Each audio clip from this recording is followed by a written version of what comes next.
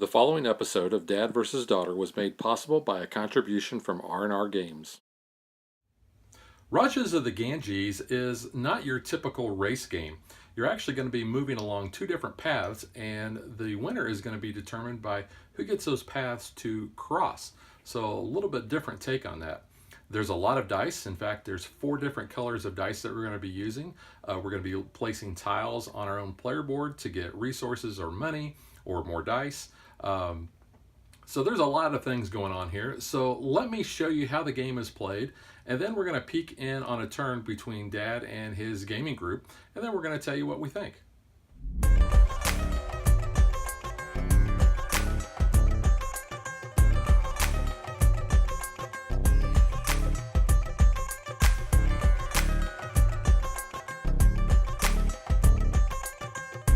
I have the game board set up for a 3-player game. And before I get into everything else, I just want to kind of point out what we have on the board here. So we each have one of our markers on the karma track.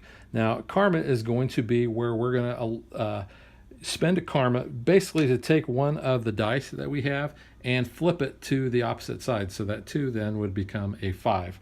And as we spend karma, then we decrease on the track. And there's other things that we can do throughout the game that's going to increase that. So we have our extra worker on the bridge of the river. So when our boat travels along and passes that bridge, we're going to be able to get one of those workers. Same down here on the fame track.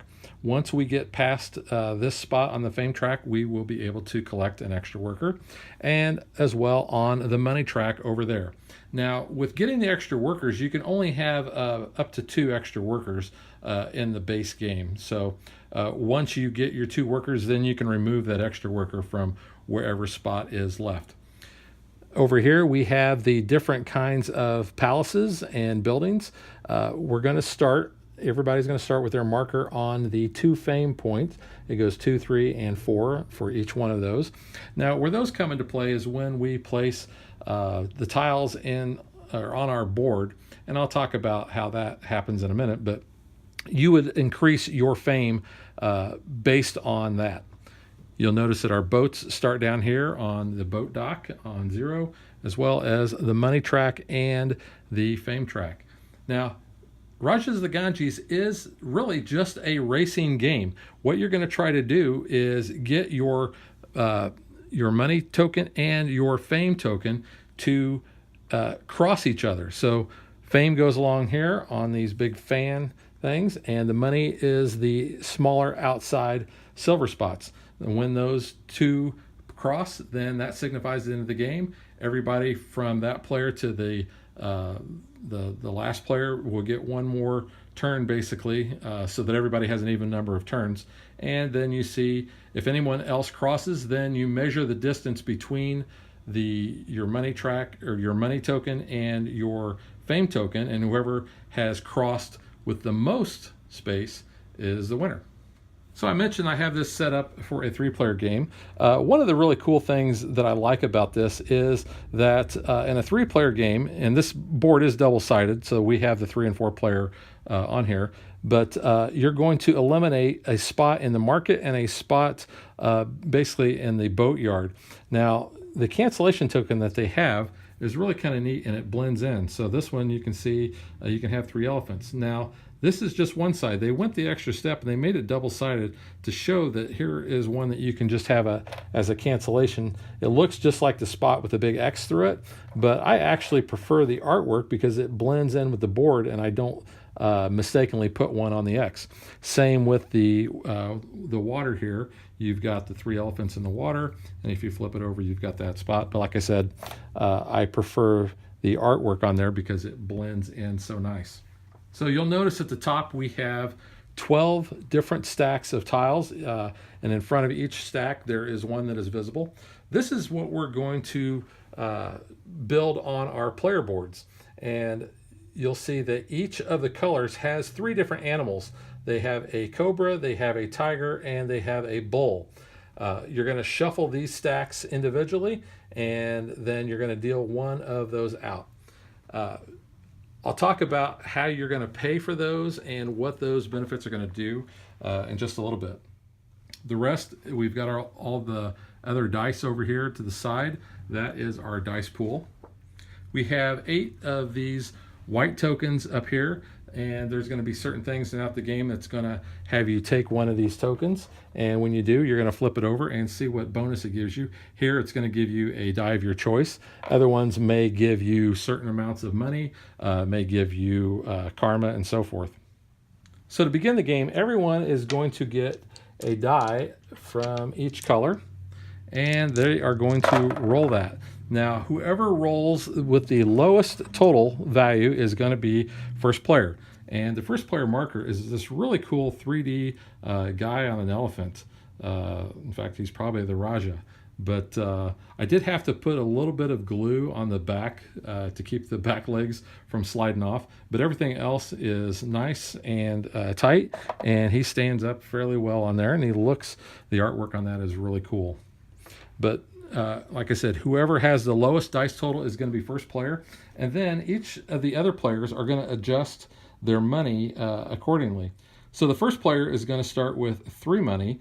The next player will start with 4. The next player will start with 5, and if you're playing with 4, then he would be 6. So basically, it's kind of gives you a little bit of a catch up here. So let's just say that green was the start, so he's going to be on 3. Let's say blue is next at 4, and red starts at 5. Because as you do things, you are going to be spending money. So like you go to the quarry or go to the boatyards, it's going to show you the amount of money that you're going to have to spend, and then you're just going to move your marker back on the money track that way. Let's talk about the different places on the board that you can go. So if you want to build one of the tiles from up top, you have to go to the quarry. Now, based on where you are, as far as how soon you go there, determines how much money you pay. If you're the first, you're going to pay 1. If you're second or third, you're going to pay 2. If you're third or fourth or fifth, you're going to pay 3. And if you're last to the party, you're going to pay 4. So it can get a little bit of get expensive by going there. We can go down to the market, and the market has different spots that we can go to. If we go and we want to basically sell or get money for the different goods we have, I think black, I think is tea, silk, and spice. What we can do is, this is based on the tiles that we have on our board, and I'll talk about that in a minute. But we're going to use dice that we have, and in order to figure out how many of each one of these that we're going to sell, we're going to select one of our dice. So let's just say that I had 2T and I had a die value 2. I would discard this die, and then I would be able to sell 2 of the T that is based on what I have on my board. Now, the amount of money that you're going to get is based on the tile. So let me just take this tile here and show you. So you can see that this has got T on it, and it's got T for 2, T for 2. And then you also have spice over here. So let's just say if I was selling tea, then whenever I would sell this tea, I would get 2 money for that. If I was selling spice, I'd get 2 money for that spice. Each one of the areas in the market has, like I said, a space for each one. And then you have these 2 spaces down here. Now, you can only ever send one of your guys to one of these spots. And what this allows you to do is you're going to sell up to basically 3 of the different types of goods. So if you have one of each, you're going to choose which one is your most expensive that you have to get the most money. So like I said, there's 2 spots for that. Same with the boatyard down here. If you want to advance your boat, the first space is free, next costs you 1 money, and then the last 2 cost you 2 money apiece. And you have to give up dice based on the amount of spaces that you want to move. So let's just say that you just wanted to move 1 space. You could give up a die that has a value of 1. 1 to 2 spaces, give up a value of 2, and up to 3 spaces, a value of 3. Now you can choose. If I had only a 3 and I wanted to move 1, I could do that. I can just give up that die and just move 1. Now, whenever you move your boat, whichever one that you is the reward that you're going to get. So if I stop here, I'll get 2 dice of my choice. Here I get to increase my karma by 2, collect 4 money. I'll be able to go to one of these spots other than the first spot, because the first spot also gives you the first player marker. Here you're going to get a karma or you're going to get a purple dice for every spot that you are on the karma track. So if you're on the second spot, you're going to get 2 purple dice. You'll gain 3 fame, 4 money, and so on.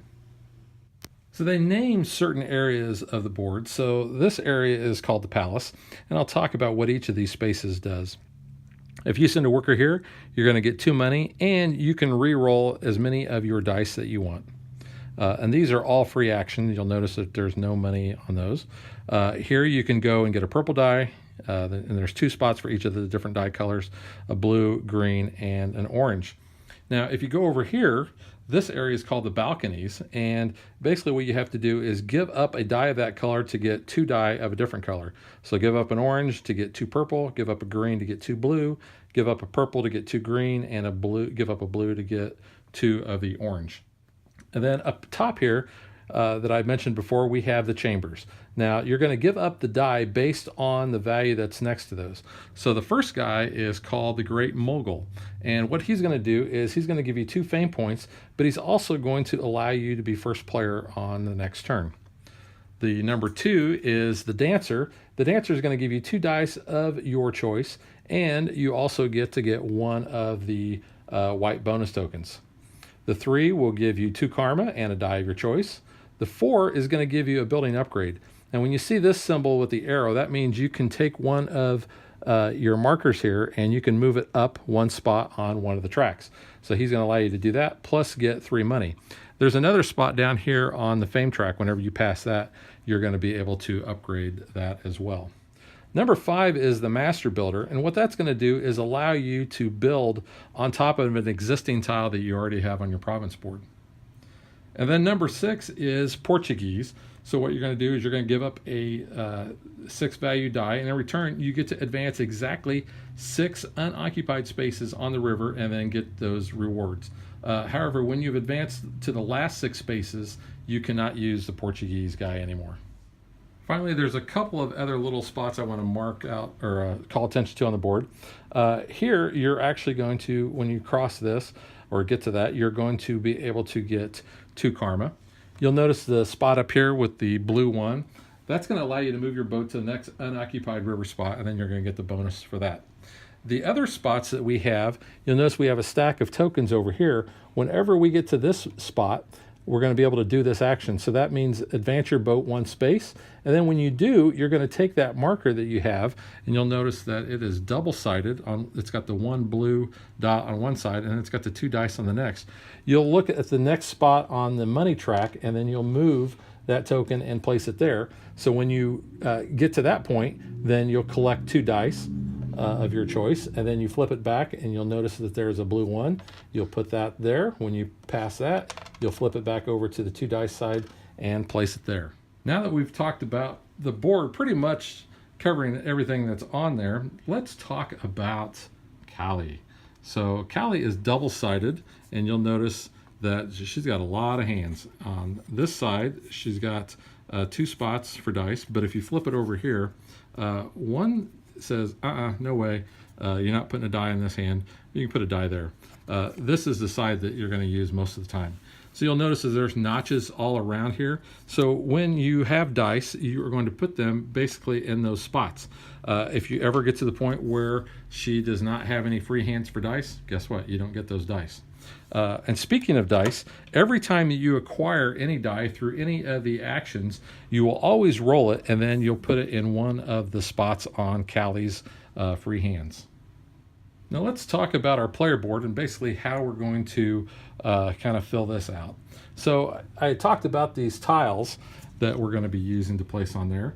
So you'll notice that the tiles have roads on them. They might have a palace or one of the markets, but it's also going to have a cost up here. So in order to acquire this tile, I'm going to have to give up a minimum of purple dice with 5.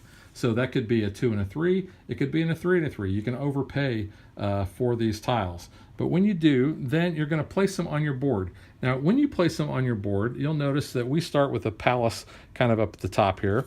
You always have to be connected to a road that goes back. So I could place it here, and you can see it's going to extend my my roads here. Whenever you place a tile on your board, you if you have any of the palaces or the markets, you're going to collect rewards for that right away. So just by placing this, I would look on the board and see where I am at on that track. And we start with 2. So I would get 2 fame points just for putting that down. Now, if I connect to any of the sides, I'm going to get those bonuses as well. So let's talk about those for a minute. Let's just say that, and you can turn these on your initial placement to however you want. So let's say I place the tile like this. I'm connected over here, so I would get 3 money. On another turn, if I connect, well, on another turn, if I connect over here, I'm going to get a die of my choice, 5 money, 2 dice of my choice, 7 money. And you'll notice this spot down here, depending on how you connect in, this one will give you a die of your choice and be able to basically upgrade one of your the markers on the building over there. Here you're going to get 4 fame, and over here you're going to get 6 money. Up the top, 3 money, a die of your choice, 3 fame, 2 dice of your choice, and 8 money. So you're going to be building out your city like this, and you can get to the point where you can end a road like this, but you can't do it on the initial placement. You've got to be able to connect. So you can see I could go like this, and because I don't have a road that connects that, I'm not going to get that bonus. Let's say I place this one here. So this has one of those markets I was telling you about. So you'll notice this is a silk market. There's a silk market. This silk market pays 3. That silk market pays 3. Spice market pays 2. The tea market and the silk market both pay 2 there. But you can kind of see how you're going to start building this out in order to get those. So part of your strategy may be, well, I want to load up on the silk markets on my board, and then let's just say in this case I could go to the market, I could give up a 2, and then I would score 6 money for each, or basically for the combination of those markets together. Now that I've given you an overview on how to play, let's peek in on a game that Dad and his friends played of this recently, and you're going to be able to see a turn and get a really good feel for how the game flows.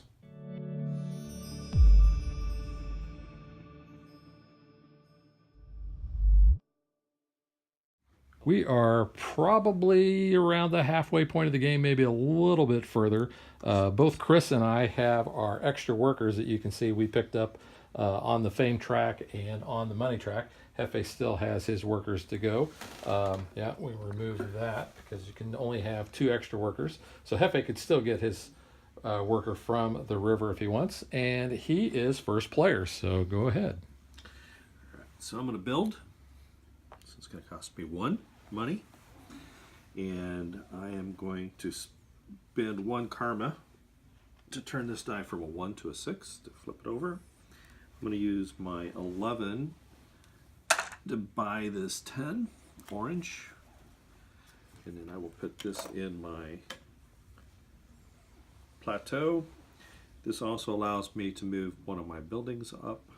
And get a die of your choice. And a die of my choice and 3 money. So 1, 2, 3.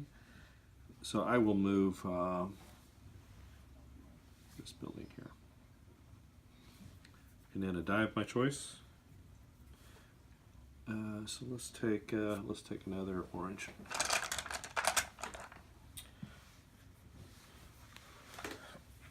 There. And here's my 2. And I'm going to take 2. Let's go green dice, please. And a token. That token gives me 3 money, please. I'll take that and put it over here. Boy, it's dangerously close to getting 2 more die. Snake eyes. Wow, you need karma. You got 2 karma. You can flip those bad boys. I have 0 dice whatsoever, so I'm going to have to go to the dice shop. Does it matter which dice I'm going for?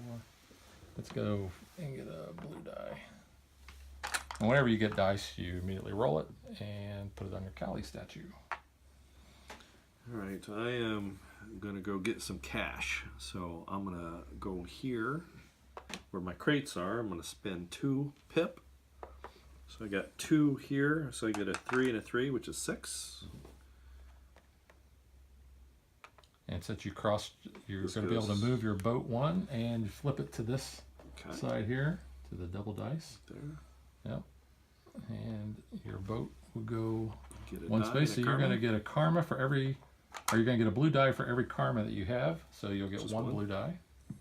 Okay, so building will be cheaper now. So I'm going to spend both of my fame to flip these to 6s. I mean, your karma. Or karma, I mean. I'm sorry.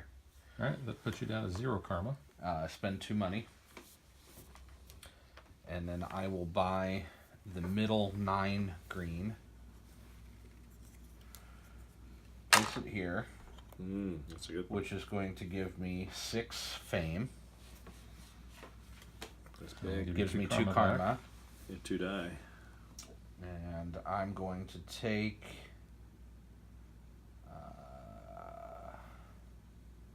let's go 2 purple. Try and go with things that you two don't Uh-oh. have. Uh-oh. We had major crash Party there. foul. I'm not sure where that was. That's good. 4. Okay. All right, I will go over here and get another blue die.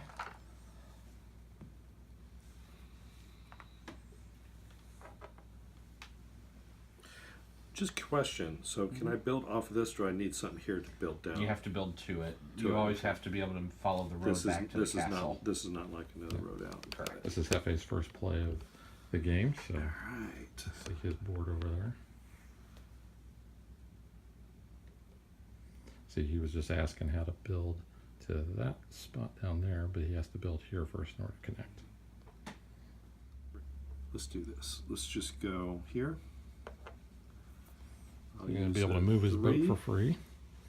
Oh, it's for free. Well, you Still pip. you don't have to pay, but you still have to Still give up a nice. die. So I use this 3 to And with a 3, you can move up to move 3 to 1. spaces. So that gives me 6 money. And he has unlocked his first extra worker. Excuse me while I check. Only 4 Yeah, miles I late. thought that was on the wrong side. Okay. That does change a bit. Alright, I'm going to sell unique goods. So I have a 3, a 2, and a 2, so I will take 7 income, please. And then I trigger my boat move. So my boat move allows me to do one of the mogul actions. And I believe I would like to move my fame up, so I will, but you can't do number 1. Yep, cannot do the First the mogul. first guy. Alright, so instead, let's take the second action The dancer. so that I can get some dice. So the dancer will give you 2 dice and a bonus token, bonus white token. I will take 2 blue dice, please. And then a token that gives me 3 money, please. Thank you.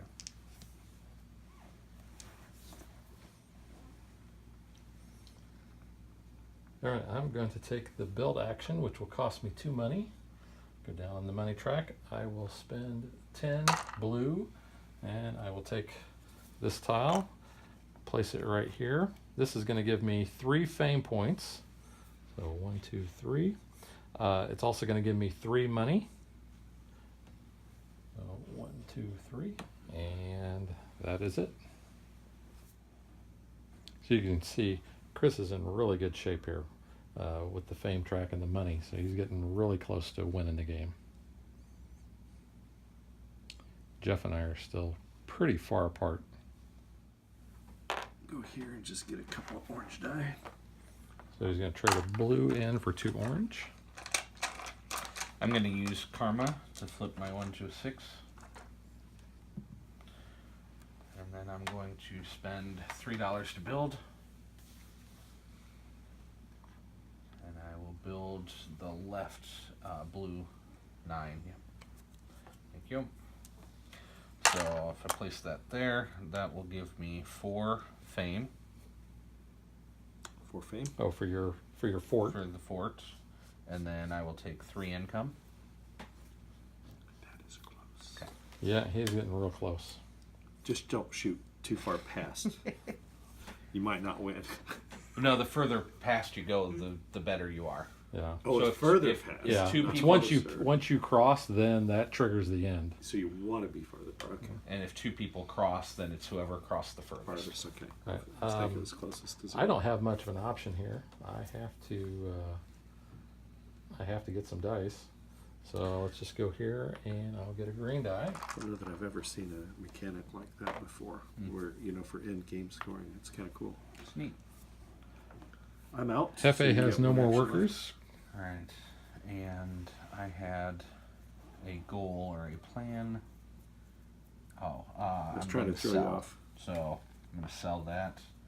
I can sell up to 5 of the same type of good. How many you got? Well, But 2. I'm going to sell these 2. you went here. So you're selling silk. Yeah. 6. And I'm going to sell those 2, so $6. Oh, almost Oh, I should've- unlocked your hold on. die. I should have given you a 4 instead of a 5. There you go. I Okay, just made that yeah. 5. Okay. For my last guy, not much I can do. Cross. I I thought I can was getting dice. Go ahead and You were do that green close. die. Oh, there's a hell of a roll right between them. All right, so now we're out of workers. So what we would do is we take our workers back. First round, our first player marker, which is this snazzy little elephant, goes to Chris, and he keeps losing his hind legs there.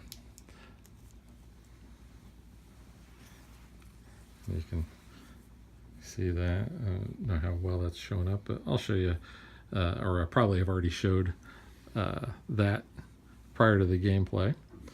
So I think that gives you a really good idea of how each of the, or how the round progresses, how we're putting our workers out, how we're placing tiles on our boards and scoring points. So it's probably a foregone conclusion right now, with Chris being this close and me still being way the heck back there and Hefe even being further, that Chris is going to win. So if you don't hear me say anything else after this play, then just assume Chris won. But that's what a turn looks like. So as you probably guessed it, Chris won that game, actually by quite a bit. So no mystery there. So now that you've seen the game in action, let's get to what Dad and his friends think of the game.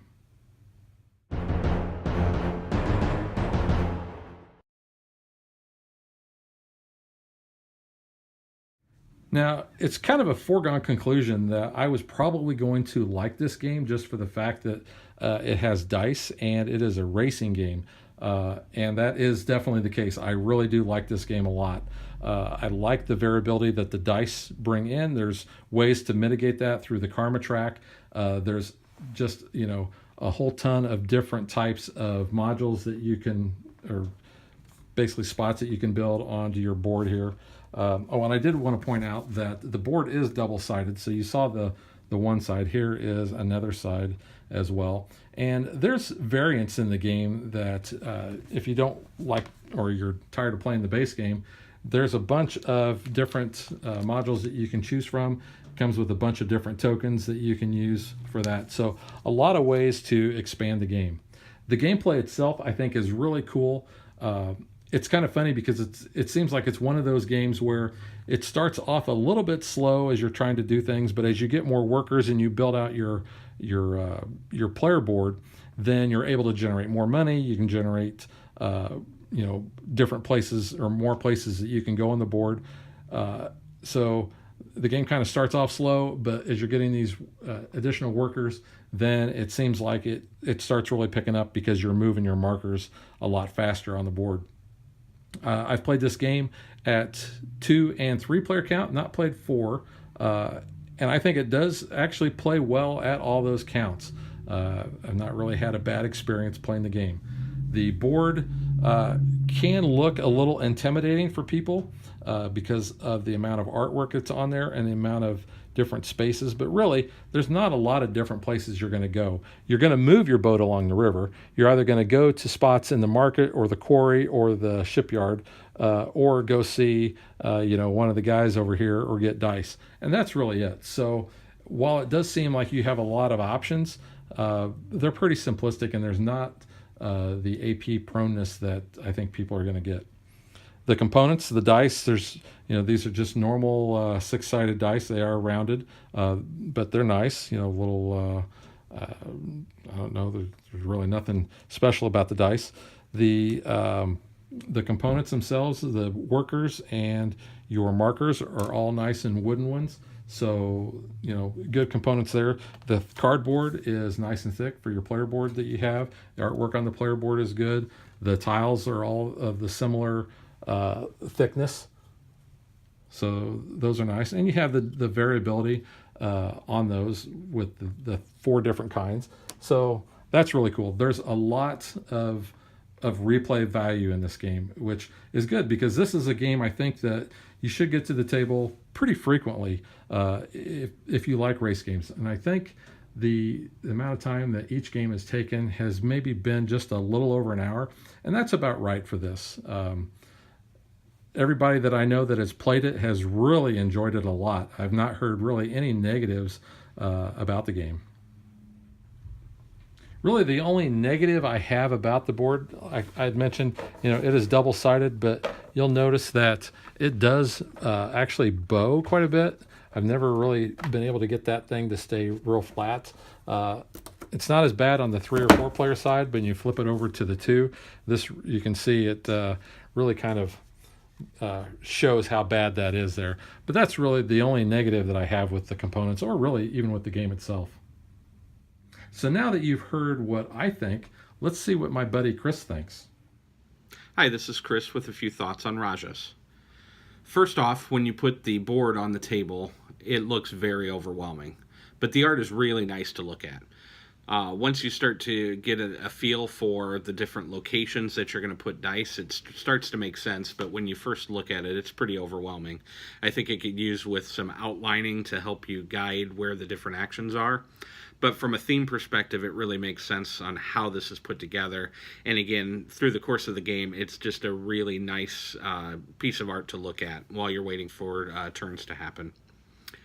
The mechanics. First off, my favorite mechanic is worker placement, or action selection. Kind of blends the two, but that's my favorite mechanic. I really like that, and the additional aspect of rolling the dice to see different locations that are available for you, or blending the dice together to be able to buy tiles, those types of actions. I like this quite a bit. The other nice part about this is there's good dice manipulation, so you're not just stuck with what you roll, but it gives you a starting point. It gives you something to work from. The different colors of dice to buy the different tiles is a really nice thing. If I see somebody else is getting a lot of purple dice, then I might want to go with a different color so that I'm not competing for them for the same tiles. I like the tableau, the tile laying aspect. Do you want to get more trade so that you can generate more income? Do you want to go after the buildings so that you can gather fame faster? There's a lot of really good actions there. And how do I put that tableau together? Do I want the bonus points now, or do I want to create more path for different bonuses that I may be working towards? I like the multiple ways that you can get workers. So you have the water track, you have the fame track, and you have the money track, and each one of them allows you to get a worker, but once you've gained 2, then the other one goes away, so you're not fixed in exactly how you have to get those additional workers. It does help, though, just like any other worker placement game, the faster you get those workers, the more actions you're going to be able to take, and the faster you're going to be able to accumulate your points and your income. The scoring, I really like the scoring mechanic where you have the income track and you have the fame track, and the end game happens when you meet those 2 markers. I think that's a really unique scoring aspect. I'm sure it's probably been done in other games, but it's not a mechanic that I'm familiar with. I really appreciate this one. Production quality. overall it's very good. Again, we talked about the art. The cardboard is nice and thick, and it's going to stand up. I like the large wooden workers. I think those are really nice. The only knock that I would give it is the little bonus cardboard chits on the income and the fame track that allow you a bump on the water track and bump on the income track. Those markers can get knocked around pretty easily. They're very small, so it would be easy to lose. I think having something else and just an icon on the board to indicate might be a better way to go with that. I really like the first player marker. It's a fun little elephant, but do take a few minutes and put a couple drops of glue on that to hold it together. Otherwise, every time you pass it, you're going to be losing parts of the elephant all over the board. Overall, really good player interaction. I was back and forth whether it would be based on how the game flows, but the fact that you can block locations so that other people can't take them, or you can take tiles that they may be working towards, creates a good interaction there. And the boat locations, if you're in a boat location, somebody else needs that, you can sit there and block that. So I like that. Again, love the scoring and the end mechanic. The only downside is it can be abrupt sometimes. I know in the turn that I think Tim is going to add into this video, it sounds like we're about halfway through, but in essence, we are maybe 1 or 2 turns actually away from the end. It ramps up very quickly, especially when you have the extra workers to generate fame, because the fame track moves quicker than the income track moves. I really like that the actions are quick. You're not waiting an eternity for your turn to come around. And again, because of the player interaction, you may be looking at what other people are doing off of your turn to identify whether you want to get more of a certain color of dice when your turn comes around, whether you want to proactively pull a tile so that somebody else doesn't have it and find a spot on your board that it's going to go. I really do like this. Overall, I like this game a lot. Currently, it's not in my collection, but it is one that I think that I'm going to add. I really enjoyed playing it. Playtime is good. It's something that I definitely feel has a spot in my collection. Thanks. So that is Rajas of the Ganges. Like I said, I highly recommend this. It's a lot of fun. Like I said, it doesn't seem like the game overstays its welcome at all. It's good at all the player counts. Don't really have any negatives to it. So like I said, highly recommend this game. Check it out for yourself, and we will catch you guys next time.